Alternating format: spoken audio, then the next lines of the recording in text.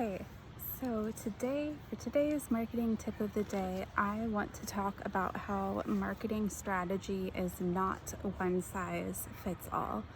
And the reason I want to talk about this today is because my agency tends to work with a lot of really smart folks who are launching their businesses kind of new to the game in terms of entrepreneurship. They recently launched a business, and being the smart folks that they are, they know that they're supposed to be marketing, but they're not entirely sure what marketing is or how to do it. So they go Google some stuff. I'm not mocking that. That's a good thing to do when you don't know about something. So they Google marketing practices, they follow some marketing influencers, they follow some hashtags, maybe they enroll in a business program and they follow the advice of whoever's leading the business program about marketing. And all that's great. That's a really smart way to start to bring yourself up to speed on something you don't know a lot about going out of the gate. The unfortunate thing is that a lot of marketing professionals project the notion that there is a singular right way to do marketing. Like there's a marketing strategy you absolutely have to adopt. And the problem with this is that marketing really is not one size fits all. Especially if you are a small business, like you are a team of one or just a few people, you don't have a dedicated full-time marketing professional, or even if you do have a dedicated full-time marketing professional, it's just the one. You simply can't do every best practice that's out there because there's like a limit to how much time and energy you have to get good at something, to put the effort and consistency into it that's typically required for a marketing campaign, a marketing strategy, a marketing channel to really pay off in terms of bringing you new qualified leads, getting you more sales, increasing brand awareness, recognition, authority, and trust, etc. So there's a lot of these articles that are like Instagram hacks you absolutely must adopt. Sorry for the background noise. I don't like doing marketing videos in a cubicle because that feels boring to me, and also I'm happier outside. But I am currently in a park walking my dog, and lots of planes and trains decided to go by right at this exact second. But anyhow, so a lot of marketing professionals, business professionals say stuff like you absolutely have to be doing Instagram lives. You absolutely have to adopt these SEO trends. You absolutely have to be doing social selling. You absolutely have to do Google AdWords. And the truth is, like, a lot of this stuff is great if you have the resources to do it. And not just resources in terms of like you have the budget to afford this, but also like you have the time, you have the expertise, you have the man, woman, or gender non-conforming power to do this. And also, like, whether it works for your audience. So part of it is, are you investing the marketing resources you have in a channel that your ideal audience isn't on or doesn't go to buy crap? That's part of it. But I'd say if you're a small business, so enterprise, big companies are really going to tell you, you really have to do your market research, find out where your people are at, what their buyer's journey is, where they're going, what their buying journey is like, how long is it, what platforms are they on, all this kind of stuff.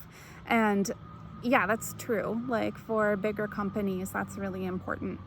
But also they have the money for that kind of market research. They have the money and the resources to hit everybody at the exact perfect time in their exact specific buyer journey for their exact specific buyer persona.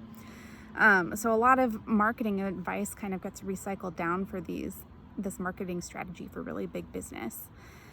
And if you are a small business, you can't do an enterprise marketing strategy. You can't, because you just don't have the people, you don't have the budget, you don't have the same resources.